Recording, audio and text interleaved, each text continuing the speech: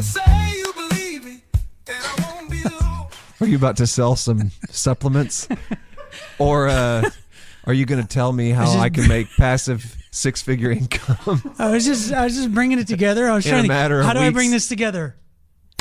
Let's podcast. Listen up, guys. Are you tired of working for someone else and making them rich? Because I have a free PDF for you to download in this link right here. It's exactly what I was going for. You can make $7 gajillion in just 2 hours passive income. If you're not making at least $12 gajillion every 30 minutes by doing absolutely nothing but sipping Mai Tais, you're doing things wrong. You're a complete moron. So just click my free PDF, and I get nothing from this, by the way. So it's altruistic. Yeah. That's how those videos go. I feel like an idiot every time I watch one. Like, do you watch them often? Well, on YouTube, they're the pre-roll, like, of whatever I'm about to watch. Yeah. I must have clicked on enough, like, how to make money on the side or whatever, that YouTube knows that I'm interested in income streams. That's exactly what happened. Yeah. Before we get going, before we go any further in this podcast, we have to welcome our Jamie to our podcast. We have our Jamie, who is Mark. And you're not going to see him because he's our Jamie. I don't know what Jamie looks like. He's got his phone ready, so if we need to, hey, Mark, check that, make sure we're not stupid, and he's ready to go. Now, we don't have the screen that can go up yet. Not yet, but this is a dramatic improvement. So we have a lot of things to talk about. We have brand new studio. Yeah. I think we look good in here. I don't know. Well, we'll find out if soon we don't, enough. It's Jamie Mark's fault. New studio, new Jamie. I don't know. The most insane conspiracy topic. If it could have gotten any crazier, the topic we're going over today is just as bonkers as. You have to give like a. What do you call the warnings for people that can't like take a trigger it? warning? We have to give a trigger warning for this one because just verbatim describing the historical events is shocking. It's one of those I would agree with that. When I was reading about it, I literally had to put the book down and go for a run because it was so disturbing. I just was like, ugh, I can't believe people would do that. And you're tying together two gruesome events that are both the most gruesome. I was going to say, as bad as you could be. Both of them are like these crazy dives into the depths of how just evil we can be to each other. The deep heart of darkness of the American mind, I guess, or something like that. I don't know if it's only American, but no, you're right. These did both happen in America, but this was particularly all American, but pretty sure that Europe has had its chance of bad behavior in the past couple hundred years, couple thousand years, who knows. Anyway, welcome to the Conspiracy Dad podcast. Hopefully getting more of these soon, and we'll let you know how to get one of those. Dave, it's good to have you in the new studio, and I think we should just call him Mark Jamie or Jamie Mark. I don't know. Which one should it be? Young Mark Jamie. Well, let's call him Mark Jamie, so then when we call him, we'll just act like that's his last name. Mark Jamie. You know what I mean? Okay. Mark Jamie, like a nickname. So good to have you here, sir. Yeah. And what we're talking about today is a known event, but to my surprise, I think much less known than people should know about this.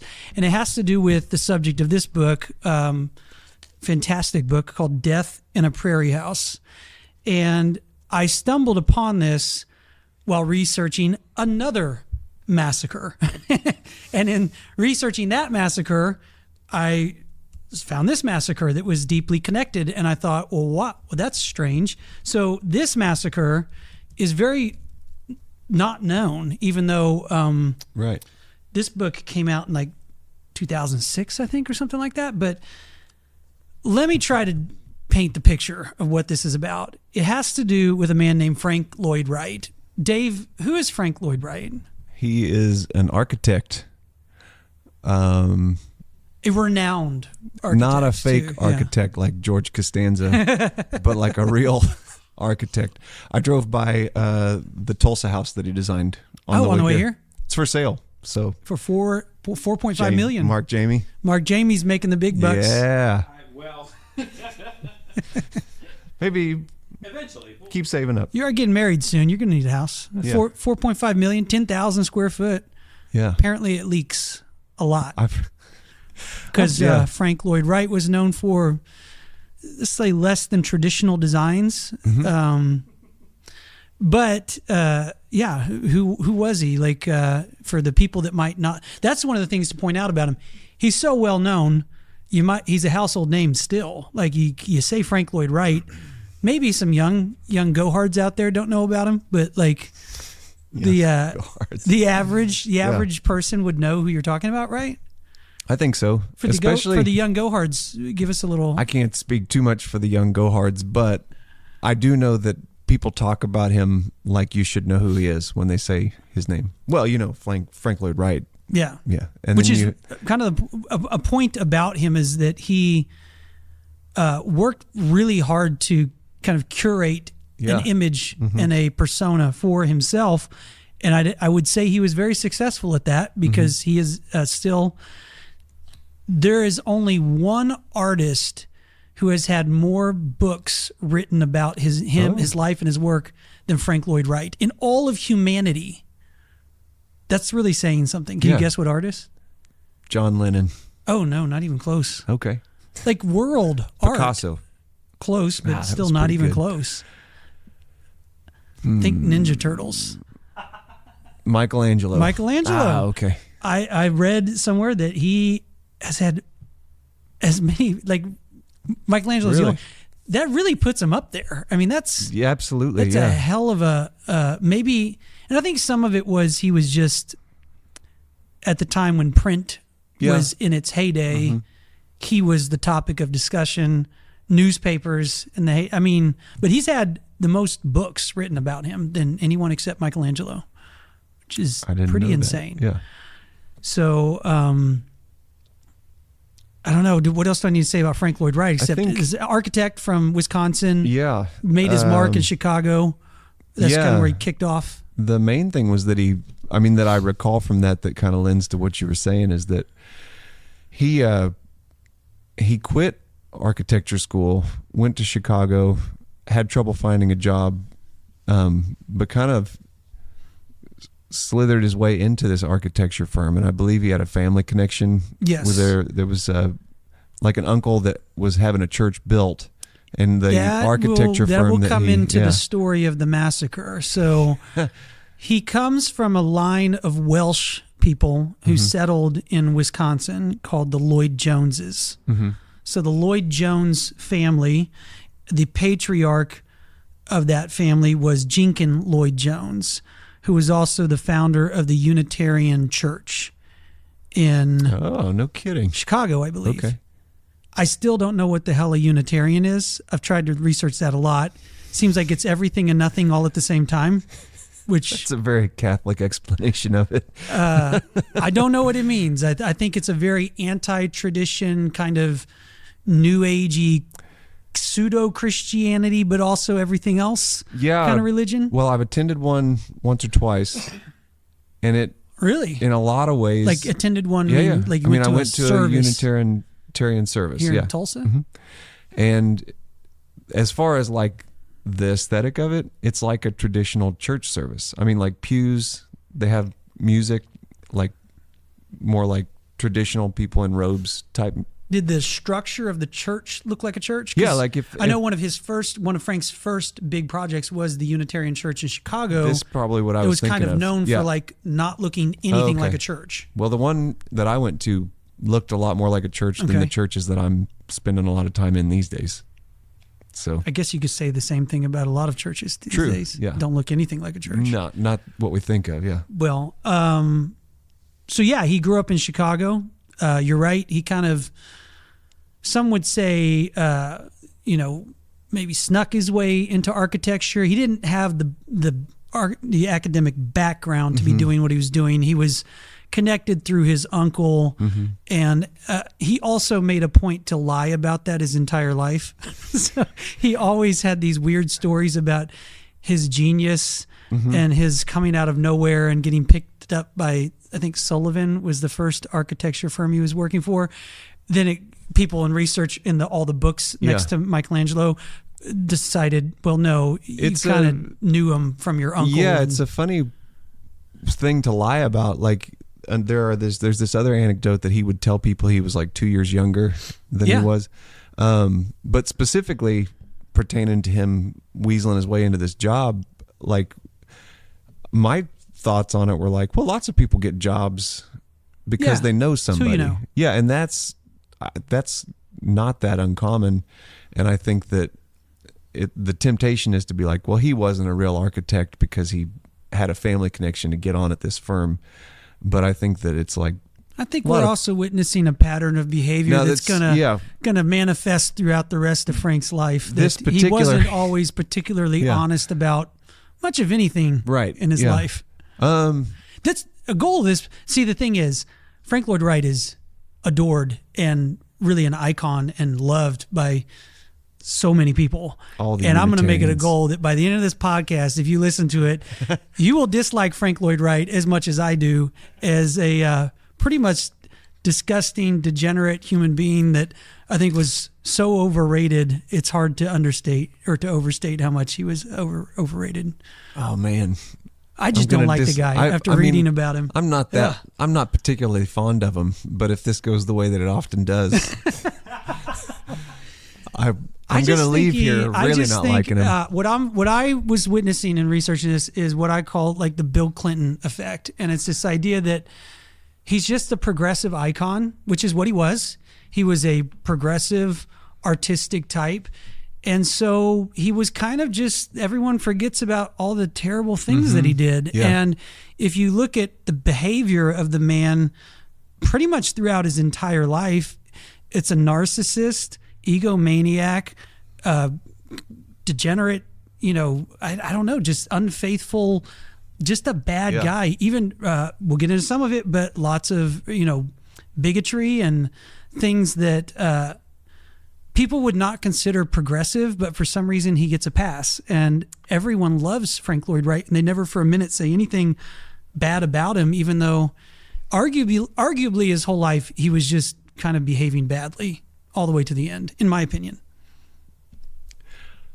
Yeah. But that separates from the work, where you go. Yeah, it does, but I do think he has an art. Yeah. Was he a good architect? He was an amazing architect. Like, he did do amazing work in architecture.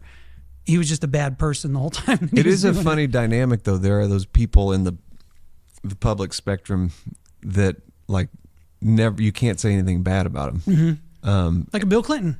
Yeah, that's a great example. Well, he's so progressive and good. I mean, what's wrong with the guy? And that, I mean, nobody's listening to this, right? Like the other day, Are you worried about the Clinton body count website? Well, I was just gonna go up a number. I was just thinking, like, Trump is kind of the opposite. I'd go up 2 numbers. Like, if you say anything positive in regards to Trump, people get a whole lot of ideas about you. Oh yeah. And like, even right now, as I'm saying, I can keep feeling nervous that I uttered the name Trump. And it's like, you've made the point, and a lot of people I've heard make this point since you mentioned it, but like, well, he didn't get us into any wars. And I'm like, that's hard to refute. Now, having said that, I didn't mean to get terribly political on this. But my point is just that, like, Trump would be the opposite of that.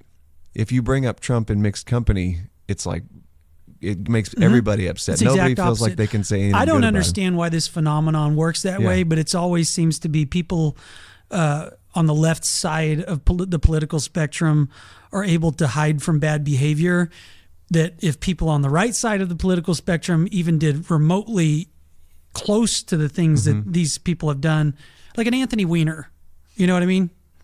Which is also a simulation hypothesis glitch, because the guy that just couldn't stop showing his wiener is named Weiner. That's not strange. It's perfectly normal. Bernie Madoff just made off with all of your money. Yeah. That's not strange. No, not weird at all. We could go down a long list of simulation hypothesis, but it is a weird phenomenon that people, if we perceive someone to be like artistic or progressive or like just kind of moving in that direction for some reason, we tend to ignore the bad behavior. I don't know why. Yeah, it might just be they're better marketers than us. Well, I think it might be some of like social conservatives stand behind family values. So you're more obviously a hypocrite. That's true. If you go, Yeah. well, I'm for all of these things, and then you violate it. Mm-hmm. But actually, at that time, a weird thing about Frank Lloyd Wright is that he was considered a family values Was he? before all the craziness. Oh. So he made his mark building became known as the Prairie House movement in architecture in Chicago. He basically started designing houses for the wealthy elite in what's the area? Oh gosh, Oak Park? Is that what it was in think Chicago? so. Grant Park? No. Is it Oak Park or Grant Park? I'll look it up. I'll look at it. It's a very famous wealthy neighborhood in Chicago, and he moved from doing big churches and buildings to he just always loved doing residential designs, designing homes for families. That was his passion, and he really became just a huge name. Oak Park. It's Oak Park. I knew it was Oak Park. Sorry, Mark Jamie. Mark Jamie, you got to be faster on those searches. We got to get you a laptop. That's right. Use that Command F, man. And that was another odd thing. I think so I'm going to kind of move this along so we get to the good part of the story. But he makes a name for himself doing residential housing, also doing a lot of other stuff, but that was his thing, and designed a bunch of really famous homes in the Chicago area and all around the world too. But eventually he grows tired of the success and family life. Mm-hmm. He has a wife and 6 children, I believe. And in 1911, he's been having an affair with one of his clients' wives, who is a woman named Martha Brothwick. Is that right? Brothwick? Mark Jamie's on it. He's going to let me know. Yeah, you're right. Brothwick. I always pronounce it wrong. Cheney. Now, is that any tie to the Cheneys? No, I looked that up. happens to be- I actually, okay. and they had the same last name, but no Dick Cheney connection. Okay. But her maiden name was Cheney. Yeah. She was from a prominent family, and so her husband was a very prominent guy in Chicago. Wikipedia says that she was a modern woman with interests outside of the home. And I'm like, I should say so. That's a way of putting it. Talk about your euphemisms. That's what I'm going to start saying about if I hear about somebody stepping out on their spouse. I'll be like, well, he was a modern guy. He had some interests Interest in outside things of outside the home. of homemaking. Yeah. She was known as basically Home remodels. Yeah. What they call that? she was a kind of a leader feminist leader, yeah. but also more specifically a leader in the what became known as the free love movement. She was a hippie Way early. like 50 Yeah. years before hippies even thought to be hippies. This reminds me of when we were getting into Whiteside's Jack Parsons. Yeah. Where you start finding out, like, I mean, I shouldn't be shocked, right? Like, even as early as the Old Testament, God's telling people stop. Sodom and Gomorrah. Yeah. Stop like putting things rocks in the and wrong trees holes. and Yeah. pretty much And- anything. And then, like, it's ridiculous that I would read as, you mean in 1909 they were doing free love? That's crazy. Human nature, man. I think we've been- there's nothing new under the sun. We've been pursuing interests outside the home for quite some time. I think that's a good way of putting it. So they hit it off great, and they Sure, yeah. start having an open affair, which at the time, because of Frank's notoriety, he was a tabloid sensation. It was like he was in the tabloids, and he seemed to be just kind of fine with, all right, whatever. I have my girlfriend over here, and it's my Yeah. client's wife, whatever. And There's a quote in his own writings Mm-hmm. where he's like, "Hey, listen, guys got to do, like." Well, he even said something that's like, I mean, if you actually research Frank Lloyd Wright, for all you people that love him, you have a hard time sticking up for him. I mean, he was a bad guy. Yeah. And he said something like, rules are for normal men. Like, normal people need rules. But I'm paraphrasing, but genius people like me we're meant to break the rules. That's what we're all That's about. what we're here for, The yeah. rest of you normal people should continue obeying the rules. And he broke the rules. They went off to Europe and they just left. Like in the middle of the height of his success at his architecture firm, everyone was astounded because he had lots of contracts and things to do. And they just packed it up and they left their kids and their spouses and they just took off to Europe for a good old time. One story I heard was he left a $900 grocery bill on the table. For his son. He shook his, he said, "Son, you're the man of the house now. Here you go.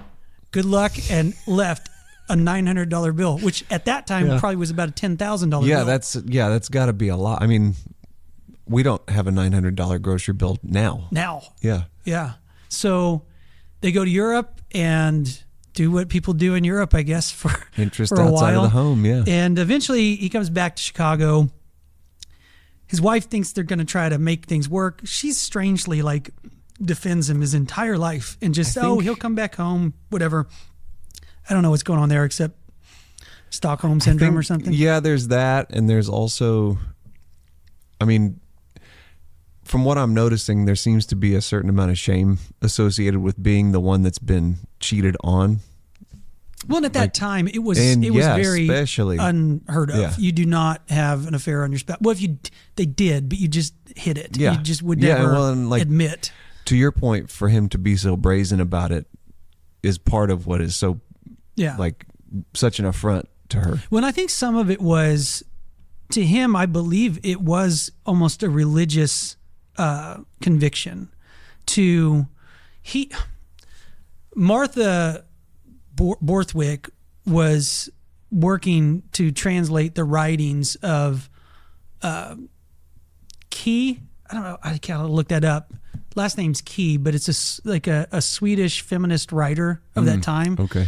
But basically, all these ideas about free love and everything, that's where that came from. And that the idea that they believed like marriage was worse than slavery. It was Ellen Key. Ellen Key. Hey, Mark Jamie's Jamie's coming on up it, to the plate. Yes. And so I think maybe some of the rationalization that people have made is that in his mind, just the right thing to do was to say, yeah, I don't love you. I love this woman over here. And I have to say it because if I don't, it makes me wrong, And anyway, he can't live in Chicago because the tabloids, back then, 1911 Chicago, even then it was like, everyone was pretty upset about him. And then so he goes back to his hometown of Spring Green, Wisconsin, and he builds his masterpiece mansion called Taleisin, spelled T-L-I-E-S-I-N, which is a Welsh word. I think T-A-L-I-E-S-I-N, which I think means brow, but it had to do with the way he built the mansion on this hill. Instead of putting it up on the hill, he kind of built it into the hill. And so he had all kinds of romantic ideas about why that was important, but I think a lot of it had to do with sex. And so he builds his masterpiece mansion, and they're living there, and he built it just for, we need to say her name. Her name was Martha, but she went by Mayma. It's weird. Yeah. It's always weird for me to read and say that, but it's like her name, everyone called her Mayma. Yeah. And she moved in there, and they had servants and some of his draftsmen working for the studio that were living there. It was a big complex in Spring Green, Wisconsin. And so time has gone by, and then at some point they hire a couple named Julian and Gertrude Carlton. I believe it's Gertrude. Yep. And they are the only two African Americans in the state of Wisconsin at this point, I think. I don't know about that. I'm joking. But at least in Spring Green, Wisconsin, population 1,800 people, they were definitely the only black people for a long ways around. And they said they were from Barbados, but some of the research I found thinks that's probably not true. They were actually from Alabama. Yeah, because it was so uncommon to have people of color. No, it was also because after this, it's not long after the Civil War, and there was a lot of stigma, racial stigma attached to people from the South. Right. And they kind of got like, well, if you're from Barbados, that's kind of different kind of thing. Yeah. They think that the Carltons told them they were from Tell people Barbados, you're from. just to kind of avoid any kind of racial prejudice towards Sure. people from the South. Yeah. And everything is great. They, everyone sings their praises, both Gertrude and Julian, and they work for them for, I believe, 6 to 9 months out at Taleisin.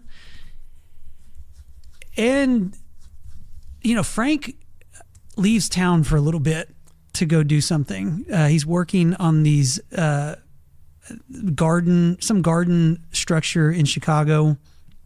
And in August of 1914, it gets bad.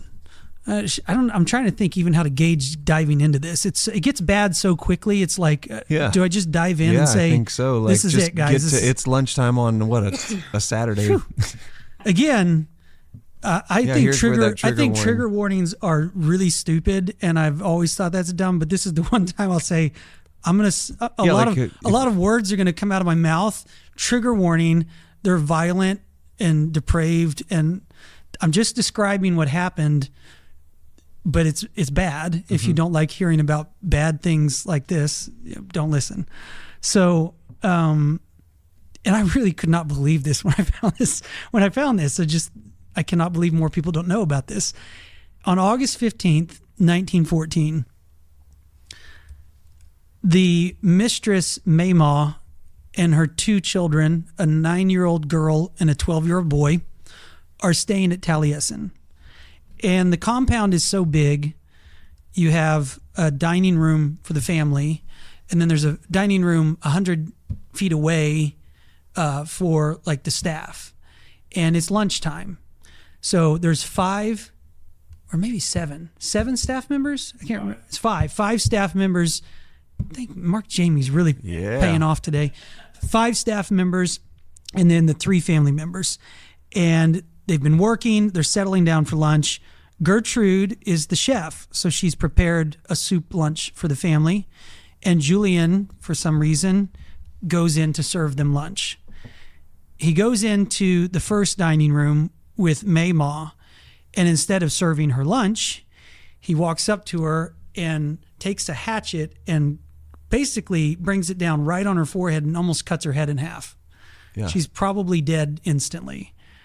And then decides to, then he turns right away and does the same thing to the boy.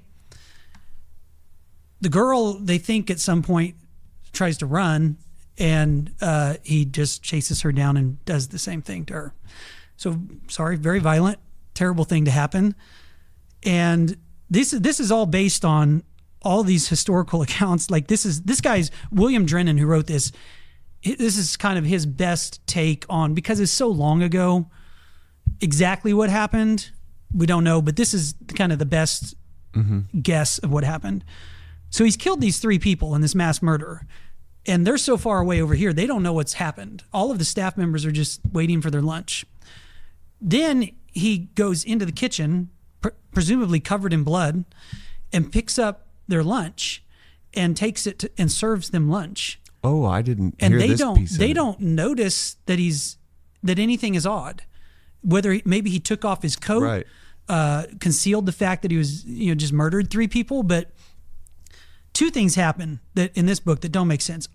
I should have said this at the beginning, but nothing about this story makes any sense, which is why we're talking about it. It is such an absurd story. It's insane. But the wife realizes something's going on and tries to run and is locked into the basement, and then breaks. When you say the wife, you mean Julian's wife? Yeah, Julian's wife, okay. Gertrude, jumps out of a window and runs away in the middle of this whole thing, which is strange to me. It's like she didn't warn the other people. She didn't go get help. She didn't do it. She ran away. Anyway, Julian takes the soup to the other half of the mansion, and he serves them all lunch, and they don't notice anything's odd. And as he's leaving, he locks the door. And then he takes a bucket of gasoline and dumps it down the hallway underneath the doorway. And as they're eating, they start to think maybe he's cleaning the floor or something. They thought it was soap until they smelled it. And as they're about to go like, oh my God, that's gasoline, Julian takes out his pipe, lights his pipe, and throws the match into the gasoline and sets them all on fire. and it's like a hellish inferno. Yeah, Like instantly, everyone in the room is lit on fire and trapped in the room. You can imagine. No, I'm laughing, but I mean, just as bad as you could be, you know? Yeah. It could be worse, actually. So one of the guys thinks to jump out of a window. The others are trying to bang through the locked door and can't get through. He ends up getting out of the house and breaking his arm, rolling down this cliff, and somehow gets to some water and puts himself out. One of the victims. One of the victims. Right. He's covered in gas and on fire, but he gets to some sort of creek and puts himself out, and he's still alive, Right. Miraculously. And then I think another guy eventually follows him out of there. The rest of the guys are trying to get out the door, Right. and as they get out the door, Julian just one by one hacks them to pieces with this hatchet. It's like he funneled them. You know, he sets the room on fire, unlocks the exit door. Very and waits- strategically thought out. Like he meticulously knew what he was. You know, when they think of crime of passion or someone just going nuts and flipping out, he had locked all the doors to Taleisin except this one door. Like he did not anticipate the window, them jumping out, but he ends up chasing that one guy down and hacking one of them to death. Well, actually didn't kill him. He attacks him, hits him in the head with a hatchet, but the guy still lives somehow, and they get away. And then he goes back and he's making sure everyone's dead and kills all these people. And it's like, whew, man. With a hatchet. With a hatchet. He eventually goes back to Mamaw and the kids, and they might not have been dead yet. And so he douses them all in gasoline and sets them all on fire. By this time, the whole mansion is going up in flames, and the one gentleman that got out the window, he the nearest house is a half a mile away, and he's just running as fast as he can. Those two together run to the other house and get help. Mm-hmm. And then they come back, and by then they've got some people from the town coming to try to see what's going on and help out. And Julian has disappeared, and it's just hell. It's just like as bad as you can imagine. A horrific scene. The young boy was burned to ashes. They said there was nothing left, which is just insane. But all of that to say, they found Julian in the that's what I was going to say. He disappeared, but before that happened, that's where we'll go back to the Lloyd Joneses. So Jenkins Lloyd Jones is there with a lot of people, and they rallied. There's 700 people showed up to try to hunt down this butler and find him. And the Lloyd Joneses kind of led that charge to, obviously, their family, even though at the time they were actually not. They were on the outs with Frank because of all of his, infidelities and everything. But now Jenkins Lloyd Jones, he's the pastor. Okay, of this Unitarian church that Frank designed. He designed in Chicago. Yeah. Right. Okay. And he designed a lot of stuff for him, I think. Okay, but Jenkins is he's like the uncle. He's his uncle. Right, okay. He's his uncle, but he's more of a father figure because Frank's father left when he was young, and so he really grew up with the Lloyd Joneses, and he was more like a father figure to him. And so they eventually that evening find Julian huddled on the ground in the furnace in the basement of this mansion. And you would think, great, we caught him. Let's get to the bottom of this. No, he decided to swallow a bottle of hydrochloric acid, which started to eat him from the inside out and made it hard for him to speak and to eat. And I think that's where the graphic, horrible nature of all of this stops. I don't know. Am I missing anything? They arrest him. 7-8 weeks later, he dies of starvation in prison. Mm-hmm. But he actually didn't die of starvation because he couldn't eat. He refused to eat. Mm-hmm. And he actually could communicate. He could speak or write, one of the two. But the thing about it is he refused to ever give any explanation as to why he did what he did. Just even to his deathbed, I think the sheriff questioned him at some point and said, tell us why you did this. And he said something like, oh, well, you've figured it out, haven't you? Or something like that. Then dead. So on so many levels, the whole story it just doesn't make sense. And it's one of those that's written long ago. It's like, well, 1911 or 14, whatever. But then if you read the book, I had kept having to remind myself this isn't a horror fiction novel. Yeah. This is actually happened to real people. And I think maybe back then people were less compelled to push back on narratives and say, like, wait a minute, you're telling me you have no idea how this happened? Which still happens today. You know what I mean? Like, if we're going to go conspiracy dad on this, you have certain events that happen today that I just don't believe it. So what was that shooting or that Islamic attack in California? It was probably like 6-7 years ago. The San Bernardino shooting? Yeah, the San Bernardino shooting. Or you could look at the Las Vegas massacre. Mm-hmm. The Las Vegas massacre, to this day, they say they have no idea why he did it. Stephen Paddock was the shooter. And my inclination is always like, if I had access to the internet activity for about 30 minutes, I bet I could give you at least some idea of why they did it.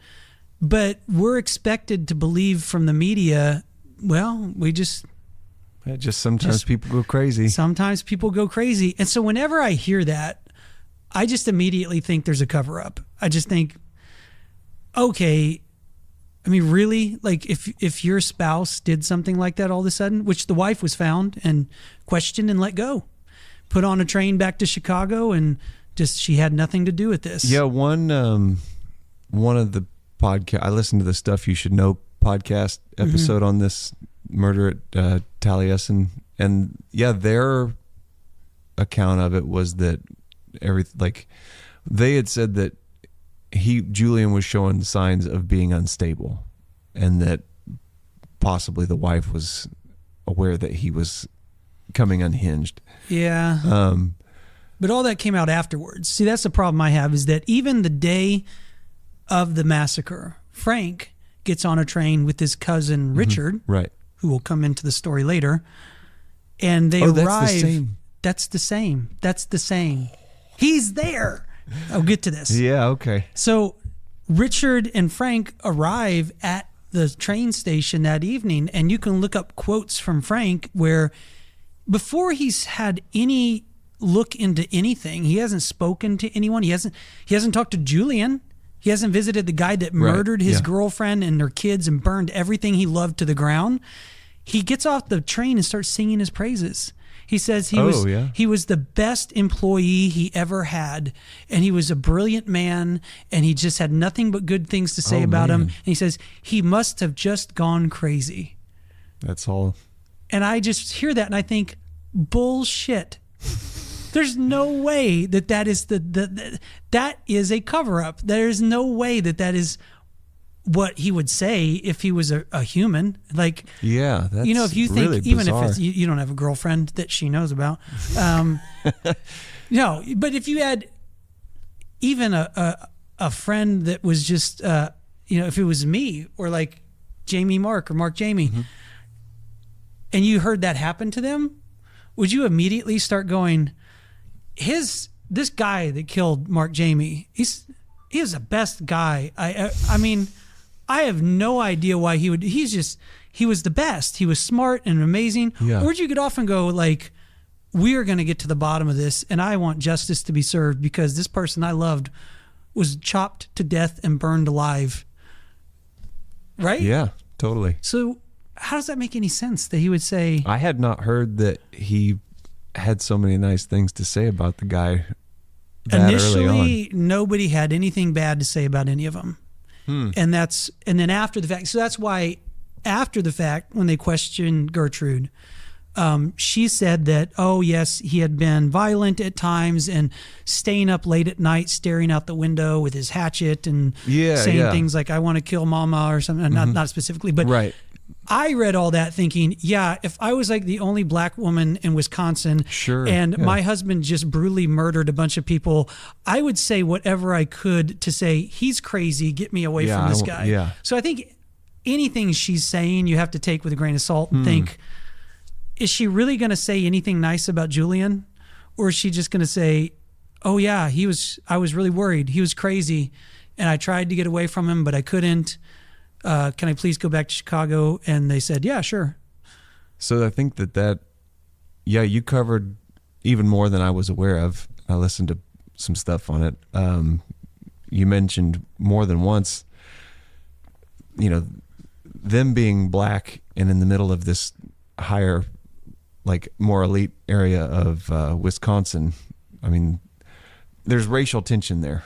And to your point, if she's in this interrogation room with the white investigators, I think she's going to say whatever they want her to say. And if Frank is already determined, Julian went crazy, right? Yeah. He just lost his mind, right? Yeah. She's going to go, yeah, of course. Or I mean, you definitely don't want to be an accessory to this in any kind of way. Yeah. So, you would want to go, he was acting crazy. I mean, I have no idea. I think anyone would naturally So I'm just saying, distance yourself. Yeah, whether there's a racial component to that or not, I would think that if I felt like I was compromised in this situation, I'd be going, I had nothing to do with that guy. But the only, if you're going to say there was an explanation for why Julian did what he did, the only explanation still to me makes no sense, because the best thing they could come up with was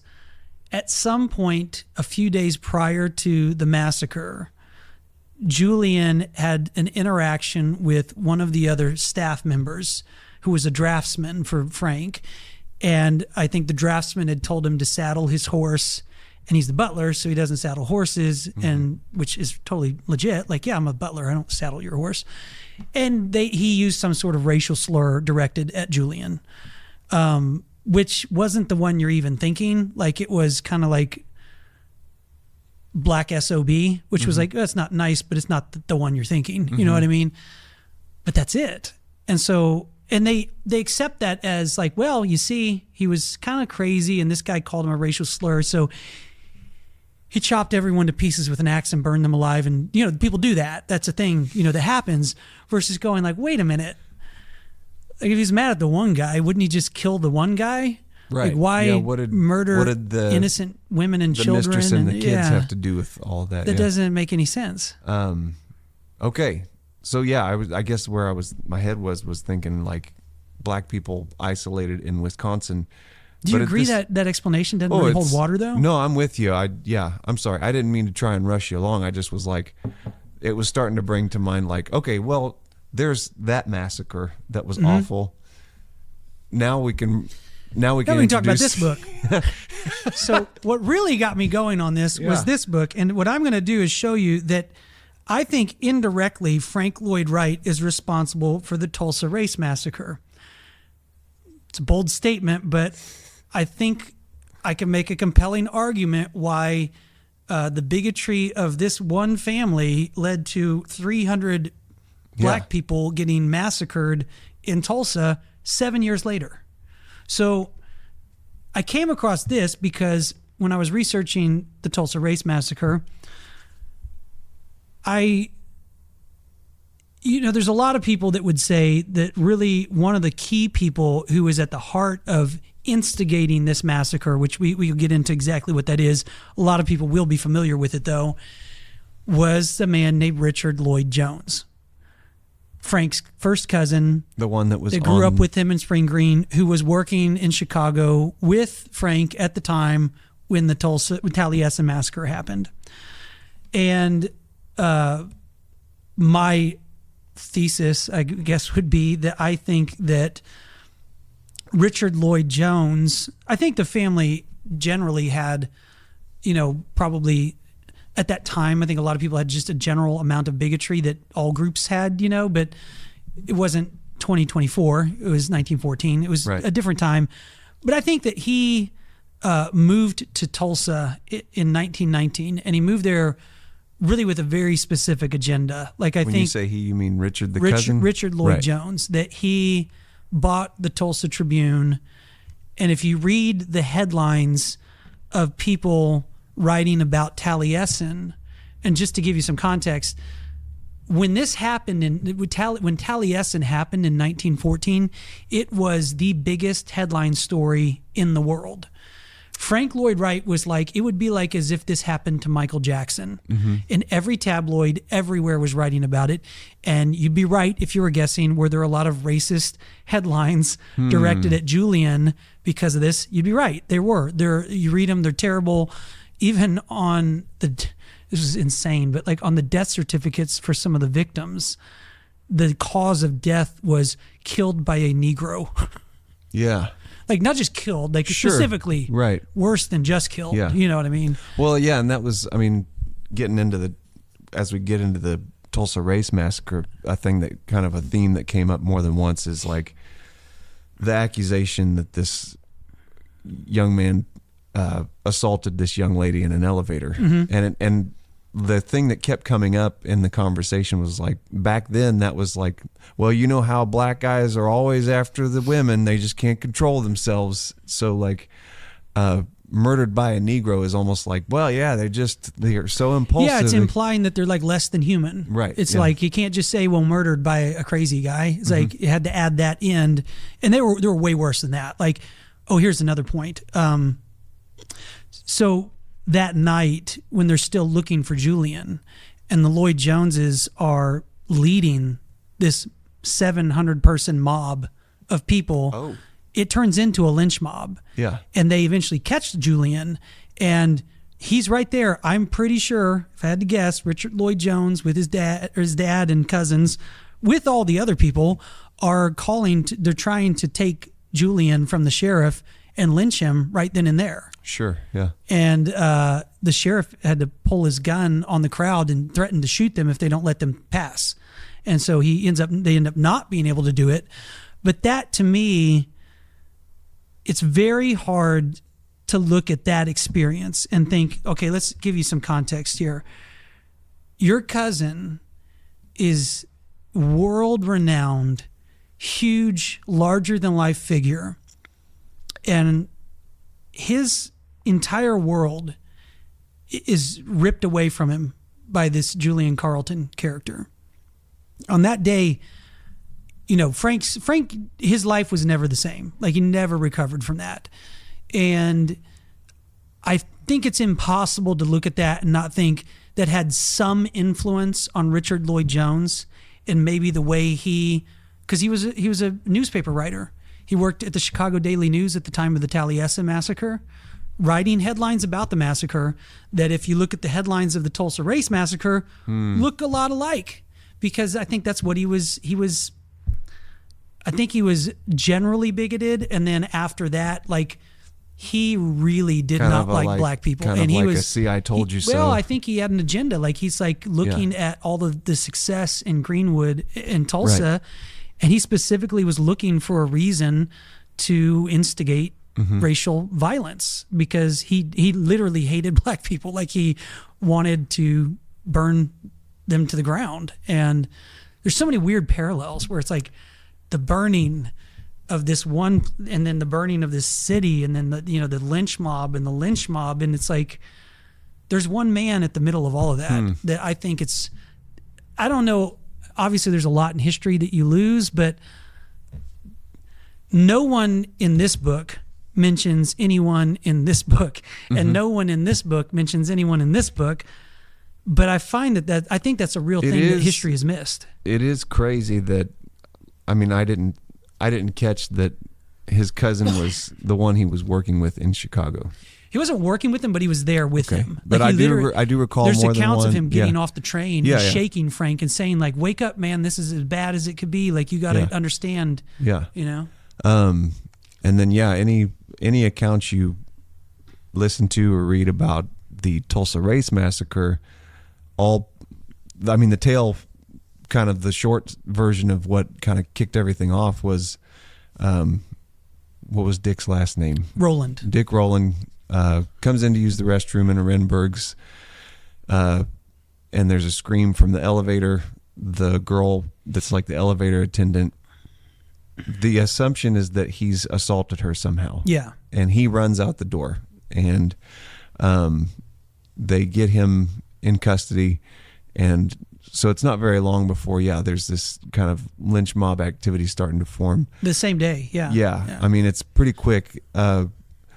And But the way that it forms is important, because when I was researching the Tulsa Race Massacre, also I did this because I'm working on a film about it, and it was made known to me that I didn't know is that Sarah Page, who's the girl involved in the elevator incident, never formally pressed any charges against Dick Rowland. And if she did press charges, they were dropped. And then all the charges against Dick Rowland were dropped. So the incident that, the lynch mob started gathering for, probably, if it never even happened, or definitely did not happen anything like what people think it did. Right. And what happened was, in the interim, Richard Lloyd Jones goes and starts runs a headline calling for a lynch mob that night. Right. And runs copies, I think 500 to 1,000 copies of this paper saying, nab that Negro and lynch mob forming at midnight, and all hell breaks loose. Right. But to me, that's what got me researching Richard Lloyd Jones was, well, if he doesn't run that headline, I don't think Tulsa Race Massacre ever happens. I think that he specifically, and most historians would agree with that from what I've read. It's like most people say, yeah, he really is guilty of kind of starting the whole thing, especially if you understand that there wasn't even a crime that was committed. You know what I mean? Some of the accounts I hear are like, of course this is pre-internet. And so, printing press is the internet at that time. There are people in Greenwood that missed what happened the day of this event in the elevator. They go to bed not knowing that a lynch mob is forming, and then they're up the next morning hearing a little bit of gunfire, but not all that alarmed. So they don't even realize that like Greenwood's about to be. Yeah, there were a lot of people dragged out of their beds and murdered or imprisoned, and it's all of this collusion is happening to people that didn't even realize there was something to be concerned about. Yeah. And I guess I say all that to say those newspaper headlines were landing on the doorsteps of white folks that were, it didn't take much to get them stirred up, it seems like. Yeah, and at that time, I think some of what happened from my research is like, if you know country folk, like Tulsa became a world city overnight. So 1 minute it's a boom town with cowboys and guns and like it's the Wild West. And then we got oil. And the richest people on the planet are living in Tulsa. And these people, I mean, both sides of both, black and white, I mean, we didn't have time to really acclimate to modern society. I think it was a time on both sides where, if someone threatened you, you pulled out a gun. You know what I mean? Like it was, and I think a lot of what was happening on both sides was there were a lot of World War I veterans, both in Greenwood and in Tulsa, and they were men who had just come back from war. They knew how to use guns. Right. They had just killed people, and they were perfectly fine with killing people. And all of that combined with that damn Richard Lloyd Jones writing incendiary headlines, it was a spark that just everything, it was just chaos, and it just went crazy. And it's like a perfect storm. You know what I mean? And I don't know what my point is, except that I just can't believe that you could look at all of that and then not think. You think maybe Taleisin had something to do with that? I mean, I don't know except that, influence of a person, and people aren't terribly complicated sometimes, maybe it was just a racist guy who became uber racist because of that one event, and yeah, I don't know what my point is, except good grief. That's an insane thing for history to overlook. Well, yeah. And when you talk about history overlooking it, both of these are things that happened that, I mean, not only was I ignorant to it, but in looking into it, I don't know if it's true if you went to take a tour of Taleisin today, but one of the interviews you sent me were guys from that area that are like, yeah, I've been there. I don't remember them saying anything about this. I have a friend that I told about this. Yeah. He was like, he toured it. They never once mentioned anything about it. I mean, depending on how deep you go Googling it, I mean, it's not front and center if you just Google Taleisin. I use ChatGPT a lot to research things, but you have to be careful because if you understand the Bill Clinton paradox, where if someone is progressive, there's never a bad thing. Yeah. So even that, I'm like asking it about, involvement in the lynch mob in Taleisin and like Jenkins Lloyd Jones, and it spits out something like, oh no, he was a progressive, blah blah blah, and like he would never. And then I'm even telling it like, yeah, but he led the lynch mob in Taleisin. Don't you think that would make him a bit of a bigot or whatever? Yeah. And then it's like, oh yes, I guess in that one case he did do that, but generally speaking, he was not. It's like, well. Richard Lloyd, same thing about Richard Lloyd Jones. If you look up, you'll hear a lot of people say he was a Unitarian pastor and he was this great progressive icon. It's like, yeah, but what about that time he led the lynch mob that murdered 300 black people? And it's like, well, there was that. Well, okay, so fine. You got me on that one. The rest of the time he was very progressive and he was a All Souls Unitarian. I guess where I was going with that is Taleisin not talked about a whole lot. And then the Tulsa Race Riots. I mean, growing up in Tulsa, not until I'm embarrassed how completely ignorant I was as to like what all happened. I mean, I've heard references to it. Don't be embarrassed. They didn't. The state of Oklahoma That's what I found out. Did not even acknowledge it until like I think 2007. Yeah, I mean, it was just in the late 90s, early 2000s. I feel like this book came out and kind of helped pave the way. 2001, and I think books like this did help push forward. I think it was 97, if I have to be right. So in 97, I think Frank Keating passed legislation to have an official investigation into what happened. Yeah, which is nuts. Yeah, that's insane that you'd have that long after a massacre of that scale. Yeah, to say, well, let's have an official take on this. One of the interesting little tidbits about the Tulsa Race Massacre is the verbiage matters, the language matters. We're calling it a massacre, and I don't think that's inaccurate, but for a long time, legally speaking, they call it a riot, and the reason for that is because the statute of limitations runs out after 2 years on a riot in Oklahoma. So I don't know if it's like a national you law, mean on but a massacre or on a riot? On a riot. So if I find you guilty of doing something illegal in the course of a riot, like if you killed, okay, here's another trigger warning, but this is an account that I heard today that was pretty troubling.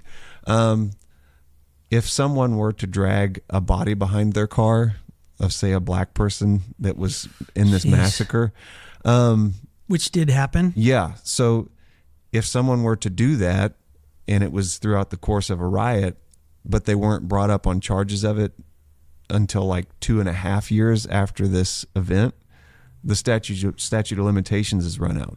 So that's why they called it a massacre, because there's no statute of limitations. So we call it a massacre now because that's what it was. But it was called the Tulsa Race Riot for a long time because a riot is that's where the statute of limitations is short, is in a riot. So the idea being what I got out of it is like, well, in a riot, it's just mayhem. How accountable can anybody be held? And I think that after this investigation with Keating in like early 2000s, they kind of tied a bow on it to some degree in terms of, is there going to be some sort of reparation made or anything like that?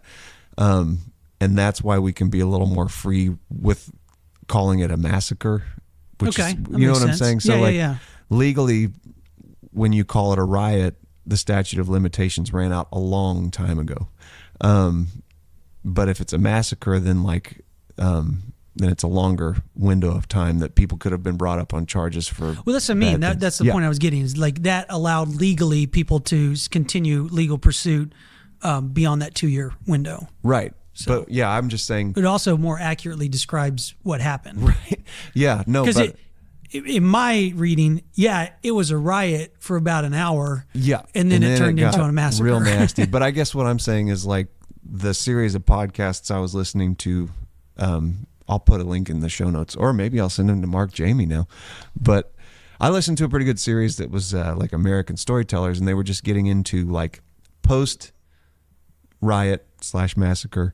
Of course, like the state of Oklahoma gets into looking into this in the early 20s pretty quickly. But of course, I mean, it's no surprise that the people that were in charge during these race riots are in charge during these hearings. Yeah. So they've got some leverage to get this story told how they want. It was as bad as it could be. Like Yeah, it was both Taleisin and Tulsa. It's in the words of Richard Lloyd Jones when he's shaking Frank's shoulders at the train station, "Get a grip, man. It's as bad as it could be." Yeah. I think both descriptions apply. I think we should do another podcast specifically on the Tulsa Race Massacre because Okay. there's so Yeah. much there Yeah, we need to talk it's, about. But I think we accomplished what I wanted to, which was good. tell people about Taleisin.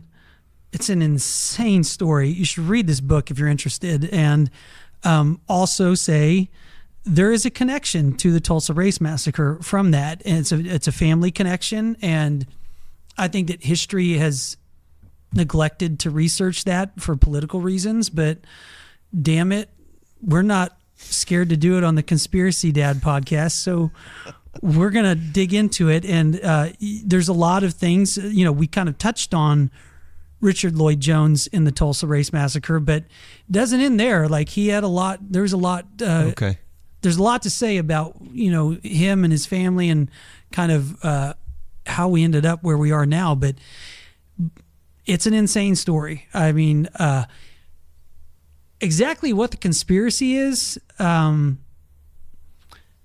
don't know. I just know one when I smell one, and I smell one big time.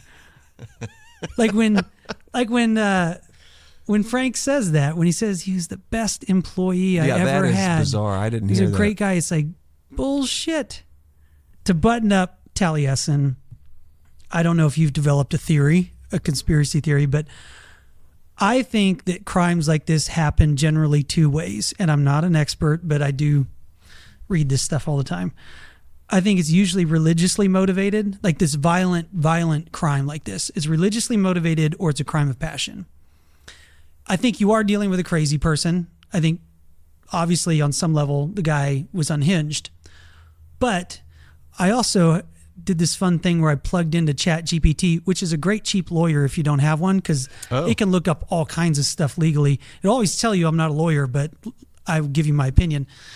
And I asked it basically, like, based on everything you know about criminal psychology, what are the odds that that there's no real relationship? There was no real relationship between Martha Borthwick and Frank Lloyd Wright and Julian Carlton. Like there wasn't more to that. I don't know exactly how I worded it, but it basically said like there's 0% chance that that's all there is to it. Like psychopath, even like crazy people, like generally the odds that they would arbitrarily attack people, that they would arbitrarily choose a victim is 0. Get there's fixated always, on it. there's one thing. And if you think about, there were 7 people murdered at Taleisin, but the person who it was really directed at was Martha Maymaw, but that could either be directed right at her or right at Frank. Totally. And so the reason I say that is in writing, there's this idea of when you're developing a character of the deep heart of darkness of a character. And real quick, I'll tell you how you develop that. So say you're my character and I say, what am I going to do to Dave? I don't know what should happen to him in this scene. And I go, I'm going to write out 10 bad things that could happen to Dave. Keep getting as bad as I can get. And I get to the bottom and it's like, he could go to prison for 30 years. That's the worst thing that could happen to Dave for whatever reasons. And I go, how could it happen? I write out 10 things that are like the worst thing. How could this happen? Bad ways, bad ways, bad ways. And I pick out the worst one.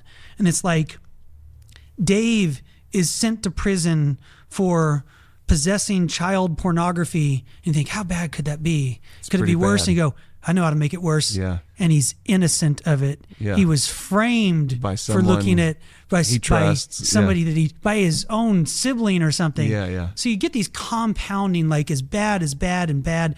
That's the deep heart of darkness. And every character you watch in a show or a movie, that's what's happening. That's why when you watch it, you're like, oh my God, I got to see what happens next. Like I can't believe that happened. You can't believe it because generally speaking, it's not believable. It doesn't happen that way. Like that's not reality. No, but it is compelling. It's compelling. I'm thinking of a movie I just watched this week where I'm like, that's exactly what happened. I stayed up late watching it because yes, I was watching the protagonist have this come together. Now, how many times have you seen that happen in real life? Bad things happen, but the ways that they happen to really nail it. So what you're looking at with Julian Carlton is the deep heart of darkness of Frank Lloyd Wright. That like he killed the people he loved most. He burned his most precious work to the ground. He did it in the most brutal, violent way imaginable. It's hard to, I don't know how you could make it any worse. You know what I mean? Like that to me right away was like. And what would motivate one to want to do that? Yeah. There's more to the story. There has to be, and it's also sign of a cover up because that just doesn't happen in real life. In real life, bad things happen, but it's usually not like that very specific heart of darkness way that it might happen. And so that's why I think Frank did something bad. like that was my initial response was like, golly, what did Frank Lloyd Wright ever do to Julian Carlton? Yeah. He must have really wronged that guy. And you look into history and there's like nothing. He says nothing but not. I just think, which is it? Religious violence, jihad kind of stuff, or is it crime of passion? I think it's crime of passion because she was the free love lady. Pursuing interests outside of the home. Pursuing interests outside of the home. Frank's been away for a while on work in Chicago. Ooh. You know, I think at the time they probably, I think that maybe she was having an affair with Julian, and it broke his brain or something. He couldn't take it, and I think that makes sense. That time, if you think like, well, why would everyone cover this up?